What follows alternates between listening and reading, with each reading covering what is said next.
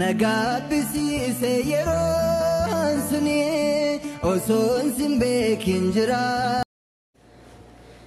Ashama harka fuunee jirra jirtu hordoftoota kiyya jaalatamoodhaaf kabajamoo yoo yaadannee jirra nagaa waaqayyoo isiniif haa ta'u akkam jirtan qimamoota keenya kan mana madaa akkasumas yuutubaroota keenya warroota nu hordoftan maamiloota keenya akkasumas faamilii koo baay'een jaalladhu warra gamma viidiyoo kee daawwachaa turtanii fi subscribe naa gochaa like share naa gochaa na cinaa dhaabbachaa jirtan guddaa galatooma siniin jedha. Ayyaanni irreecha is loading irreecha dhufaa jira.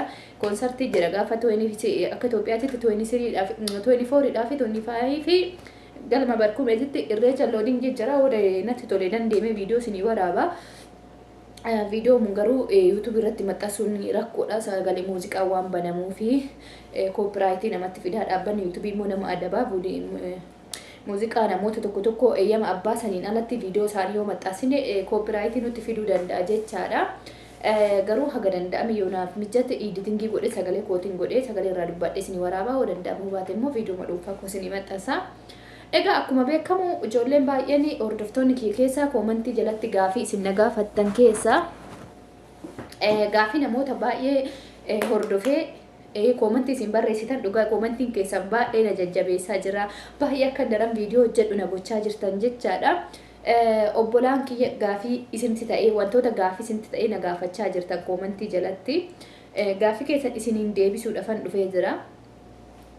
Gaafiin keessan waliigalaa isinii deebisuufani gaafii tokkoffaa obboleettiin keenya takka maal jette ani biyya galuudhaafani ji'a 4tu na hafee yoo mana madaamii kana galee jedhe biyya Suudiin jira mana madaamii kana galee on jedhe biyya kanatti deebi'ee dhufuu nan danda'a mana biraatitti mana kana dhufuun barbaadu madaamiin bilookii na gootii jette. Ati obboleettii keenya akka si qofa osoo hin taane gaafii akkana namoonni biraatis waan itti gaafii ta'uuf waliigala viidiyoo hojjedhe maaliif jala isinii deebisuurra namoonni biraatis irraa baratu namoonni biraas wanni akkanaa kun gaafii itti ta'ee jira wanni jedhee waan yaadeef isaanifis deebii ta'a jedhee asuma waan yaadeef viidiyoo hojjedhe jechaadha. Obboleettiin kiyya gaafii gaafatte kun gaafii gaafatamuu qabudha gaafii sirrii ta'edha gaafii ijoodha jechaadha. Dhugaa isheeti mana madaamiti gaafa galtu madaami sanirra nahaa yookiin kuruujii gaafa galtu maal jette bilookii na gootii jette. Biyya kanatti deebi'uudhaaf waggaa kee lamaayyoo fixattee karaa seeratiin madaami kanatti deebi'uun barbaanne mana biraa dhufuudhaaf yookiin bifa haaraa Suudi Arabiyaatti deebi'uudhaaf fiizaa haaraa hojjechiifachuu barbaadde rakkoon qabu deebi'uu dandeessi. Wanni bilookii si gootuuf isheenii walitti dhabdee tokko qabdan yoo jibbaa tokko qabdan yoo lola tokko qabaattan malee nagahan waggaa kee lamaan fixxee nagaatti jettanii ol biraa deemte taanan wanni nuti chiin bilookii si gootuuf tokko illee hin jiru biyya kanatti deebitee mana biraa seenne kontiraata mana nama biraa dhuftee hojjechuu dandeessaa jechaadha rakkoon qabu. Maaliif wanni bilookii si gootuuf yoo wal dhabdeen jidduu keessan jiraate yoo ati fi madaamis waliigaltee dhabdanii wal loltanii bilookii si goote isaa farsite kuruu jedhan jechaadha. Kanaan alatti rakkoon tokko hin jiru.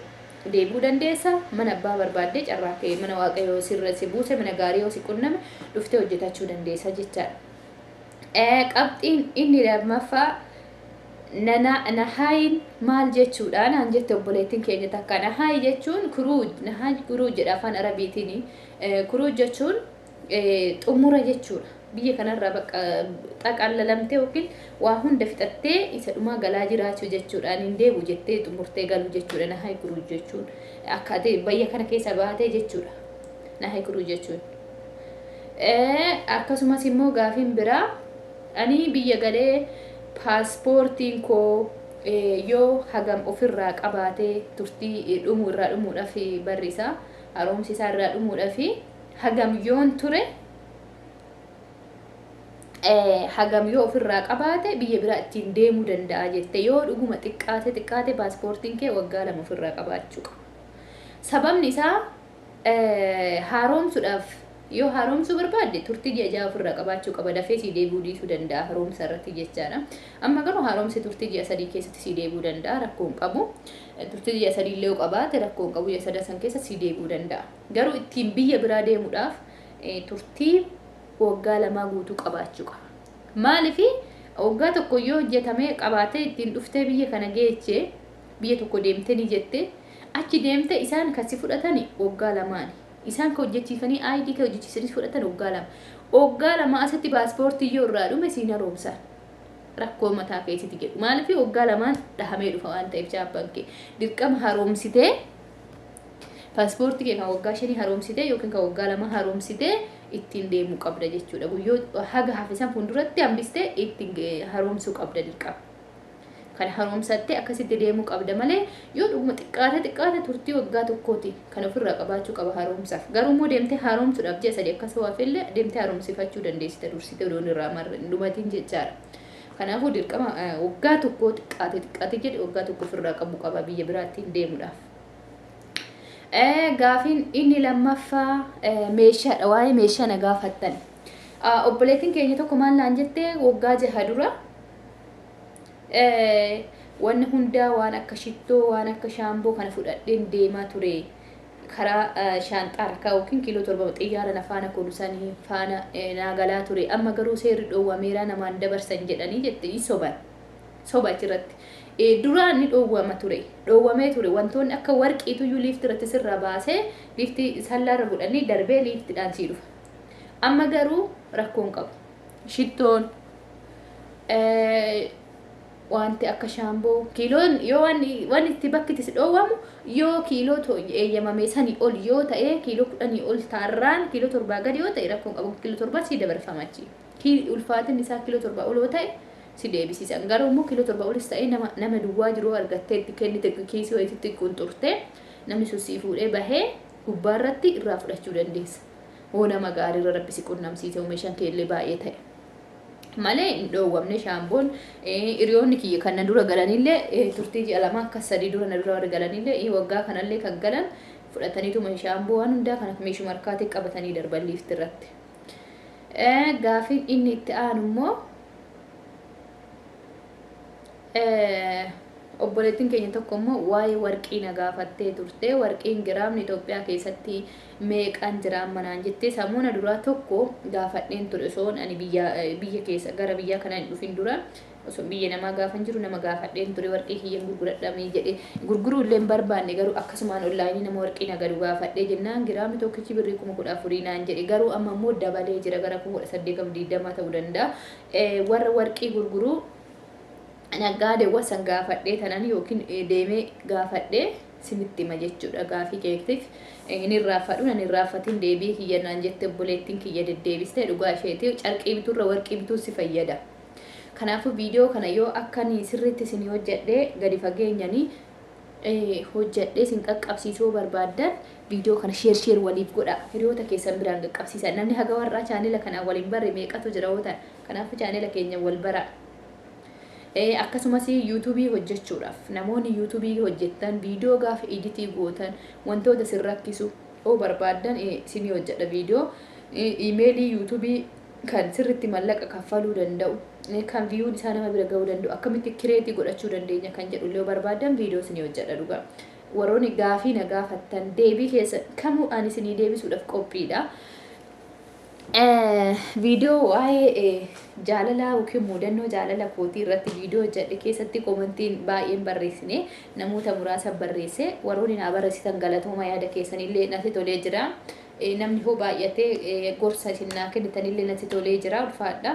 Namni waan yaada garaagaraa akkuma namni bifa garaagaraa qabu yaada garaagaraa namaa barreessa waan ta'eef yaada keessan hundaayyuu natti tolee jira galatooma isiniin jedha. Gaafiin biraa immoo shaanxanii kiiloon 7 oloo ta'e nama harkaa deebisumoo akkamii jette obboleettiin keenya ta'a. Shaanxaan xiyyaara keessa bakka sanitti miizanatu jira. Bakka liiftiin ol gara xiyyaara bakki yaabbattu liifti san gubbaa baatee miti beeki. Liifti san gubbaa gaafa baatu achi baasii seenta. Baasiin si fuudhee bootaa xiyyaara si geessa jechaadha. Baasiidhaan xiyyaara bira deemta. Liifti bira gaafa ol baatu alatuudha xiyyaara waan hin korreef bakka ittiin liifti baasan irratti si qabanniitu kaameeraa si qaba. Kompiitara si qaba. Miizanatu jira. Miizana san irra gooteetti dabarfatta. Yoommoo rabbiin nama gaarii nama qullaa deemu nama meeshaa hin qabne duwwaa gaafa ol ba'u duwwaa jiru hoo argi irra si buuse si qabatanii darbuu danda'u. malee rakkoon qabu garuu ki nama san arganne irraa si deebisiisan dirqama nama gee qabaachuu qabda nama achi meeshaa keetti kennite gaafa meeshaan kaargoo godhamu yookiin nama biraa gaafa argee itti si erguu qabu nama qabaachuu qabdaa jechaadha. Kanuma siniin jedha hordoftoota kiyyaa gaafii keessaniif deebise jedhee yaada. Warroonni gaafii keessan ani siniin nagaafattanii osoo hin deebisin irra sinii tare immoo xiqqoo wifiin asirratti na hojjechuu waan didee fi koomentii hunda natti mul'anne ammaaf warra koomentii qomatti qabadhee fi warra xiqqoo asirratti hubadheen siniif deebiseen jira jedhee yaada. Kanaafuu warroonni waa'ee paaspoortii nagaafattanii deebi'uu biyya namaa deemuudhaaf warri asii gallee biyya namaa deemna jettanii biyya biraa deemuu gaafa yaaddan kallattiidhumaan imbaasii dhaqaa karaa seera ijeessirraan deema malee fiizaan nu jalaa tura fiizaan dafee nu deebi'u jettanii hin sodaatina. Fiizaa namni afaan beektan hin turu karaa ijeessillee taanan hin turu namni turu nama afaan hin beekne nama haaraa jechaa. Turullee karaa seeraa rakkoon tokko gaafa si qunname mootummaan si hordofuu waan danda'uufi of eeggannoo gochuu qabda shamarran keenya arginamaaf yookiin dallaalli 400 fiizaa isinii kenna jedhee birrii keessa nyaatee fuudhee biiroo maktabatti isin darba as dhuftanii hojii galuu hin dandeessanii mallaqa keessanitti nafne rakkoo baay'eetu isin qunnama jecha. Kanaafuu piliis of eeggannoo taasisaa biyya namaa deemuun duratti wantoonni isin beekuu qabdan wantoota ijoo ta'uu qaba. Karaa seeraatiin gaafa dhuftan karaa imbaasii mootummaatiin yoo dhuftan rakkoo isinirra qunname kamuyyuu mootummaan itti gaafatamummaa fudhachuu danda'a. Karaa dallaalaa garuu dallaalli birrii isa fudhate jennaan hin bada isin jalaan argitan deebitanii. Bilbila garaagaraatiin si bilbila biraatiin hiriyaa kee bilbila biraatiin bilbiloota garaagaraatiin namoota dubbisee nama shawwada jechaadha. Kanaafuu galatooma siniin jedhaa viidiyoo biraatiin hamma walitti deebinutti turtii gaarii. Viidiyoon hojjedhu wanti isinitti gaafii ta'e wantoota beekurraa isiniif hin deebisa waanuma kamuu waan nagaafachuu barbaaddan waa yuutuubiitti irrattis akkasumas waan nagaafachuu fedhii keessan ta'e koomentii jalatti yaada keessan naa barreessaa siniin jedha. Viidiyoo biraatiin hanga walitti deebinutti turtii gaarii siniin jedha. Irreecha gaarii siniyaata Oromooki.